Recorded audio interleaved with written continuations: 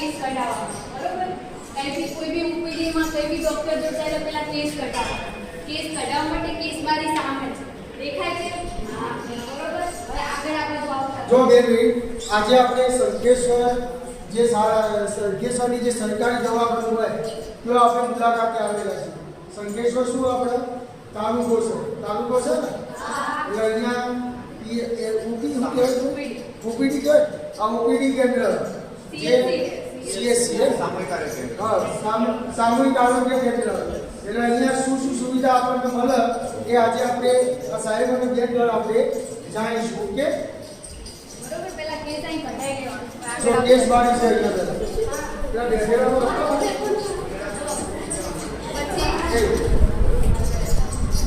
જો આ doctor room એટલે આને કહેવાય ઓપીડી રૂમ. ઓપીડી રૂમ એટલે કે જ્યાં ડોક્ટર અંદર બેઠા હોય અને તમારે એક એક દર્દીને ત્યાં જવાનું અંદર.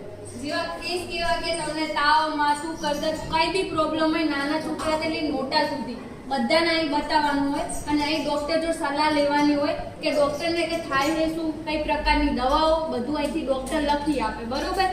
હવે ત્યાંથી લઈ દવા અને આ બાજુમાં ફાર્મસી કહેવાય. આને શું કહેવાય? ફાર્મસી એટલે મેડિકલ. મેડિકલમાં અહીંથી ડોક્ટર જે દવા લખી આપે એ બાજુમાંથી લેવાની હોય. શું લેવાની? બાજુમાંથી.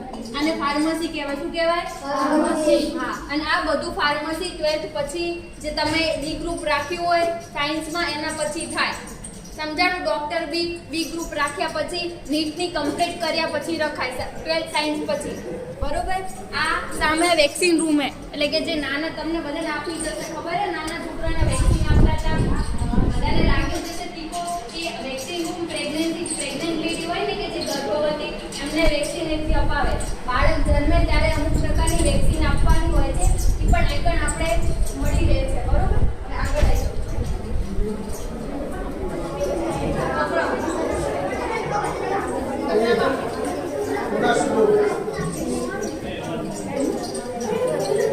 બીજી વસ્તુ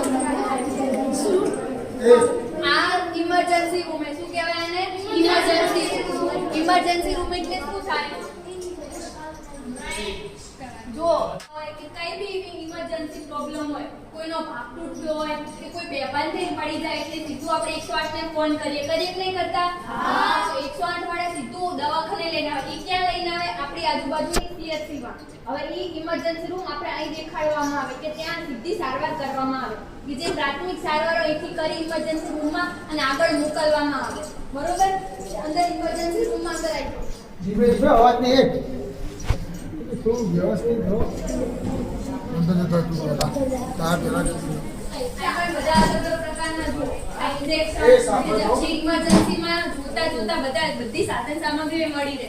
જેમ કે પાટાપિંડી અહીં કરવામાં આવે, ડ્રેસિંગ અહીં કરવામાં આવે. ડ્રેસિંગ એટલે કે વાગ્યું એટલે ખબર બધાને લોહી નીકળે અને પછી ત્યાં સાફ કરીને પાટો બાંધે છે, પછી ટાંકા લે, એવું બધું આપણે અહીં કરવામાં આવે આ રૂમમાં ઇમરજન્સી. સમજાણું? આ બધી સાધન સામગ્રીઓ બધા જોઈ લો તમે કે કરે, બરોબર છોકરાઓ? આ બધી દવાઓ ઇન્જેક્શન બધું અહીં પડ્યું, આ મલમ નહીં બધું, બરોબર? તાનિયો કેસન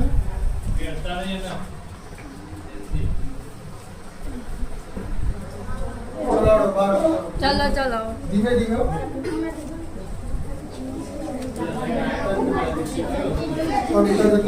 સ્ટોપ કરી દેવામાં આવે. કેવું હોય એકદમ બેક્ટેરિયા ને એવું બધું થાય તો ઓપરેશનમાં તકલીફ થાય, બરોબર? કારણ કે આપણે અત્યારે આપણી જોડે બધા જોડે બહારથી આવ્યા હોય એટલે શું હોય? બેક્ટેરિયા, વાયરસ બધું લઈને આવ્યા હોય, બરોબર? એટલે એ વખતે પ્રેગ્નન્સી જે લેડી હોય અથવા તો કોઈ બી ઓપરેશન થતું હોય ત્યારે એમની હાલત કેવી નાજુક હોય. નાજુક હાલતમાં એમને બેક્ટેરિયા કે વાયરસ કઈ પણ પ્રકારનું એમને અડવું ના જોઈએ અથવા એમના સંપર્કમાં આવવું ના જોઈએ. એના માટે આપણે સાવચેતી રાખવાની અને બધાય બહાર જ રહેવાનું, બરોબર? બહારથી ખાલી જોઈ લો કે આ ઓપરેશન રૂમે અહીં ડિલિવરી થાય છે, આ બધું છે.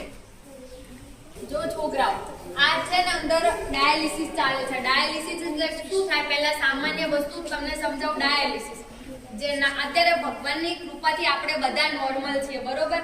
જેને કિડની ના હોય એને કિડની ના હોય. કિડની શું કામ કરે? આપણા લોહીનું ગારણ કરે અને મૂત્ર બનાવે. આ બધી વસ્તુ કોણ કરે? આપણી કિડની. કિડની તો બધાના હોય છે, ના હોય મતલબ કે વસ્તુ એબનોર્મલ કહેવાય, બરોબર? અને જેનામાં કિડની ના હોય એના માટે લોહીનું શુદ્ધિકરણ કરવા માટે એક મશીન આવે જેને આપણે શું કહીએ ડાયાલિસિસ નું મશીન, કે જે આની અંદર ડાયાલિસિસ નું મશીન છે અને એના દ્વારા ડાયાલિસિસ કરવામાં આવે છે. જો અંદર હોય તો હું તમને બતાવી દઉં. બરોબર? એ ઉભા અંદર ઈ જો.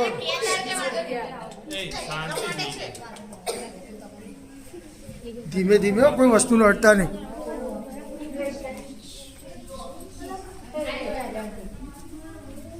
આ ડાયાલિસિસ મશીન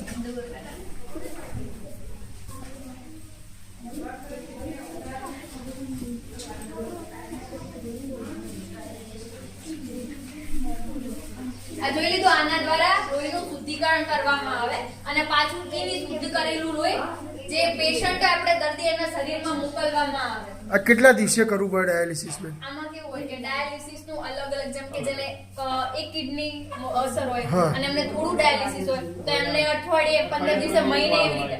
પછી અમુક જે બે સિવિયર કિડની ફેલ હોય તેમને પછી અઠવાડિયે 3 દિવસે કરાવવું પડે. બરાબર. હા, એવી રીતે કરાવવું. કુદરતી ના થાય એટલે કૃત્રિમ કારણ કહેવાય. બરોબર. ઇન્ડોર પેશન્ટ રૂમ, આઈપીડી નું ફૂલ ફોર્મ થાય ઇન્ડોર પેશન્ટ રૂમ. બરોબર. એમાં શું કરવામાં આવે છે કે આપણે ત્યાંથી ડોક્ટર લખી આપે ઇન્જેક્શન અથવા તો કોઈ બી પાઇન ચડાવવાનો, મતલબ કે બોટલ ચડાવવાની હોય તો આપણે પેશન્ટને અહીં મોકલશું. ત્યાં સિસ્ટર અને બ્રધર કે જેમને આ ઈ આઈ અને અંદર બધું ત્યાં સારવાર કરશે. કોઈ બી ડોક્ટર કે પેશન્ટ હાજર ના હોય, મતલબ કે ડોક્ટર તો ત્યાં સીધું ઇમરજન્સીમાં અહીં આવવાનું. અહીં આવીને પેશન્ટ સિસ્ટર જોડે વાત કરવાની કે આવી આવી તકલીફ છે. બરોબર. આની અંદર બોટલ કે આપણે જે ઇન્જેક્શન બધું અહીં ચડાવવામાં આવે છે. ઇમરજન્સી કઈ બી સારવાર હોય તો આપણે સિસ્ટર અહીં કરી આપો.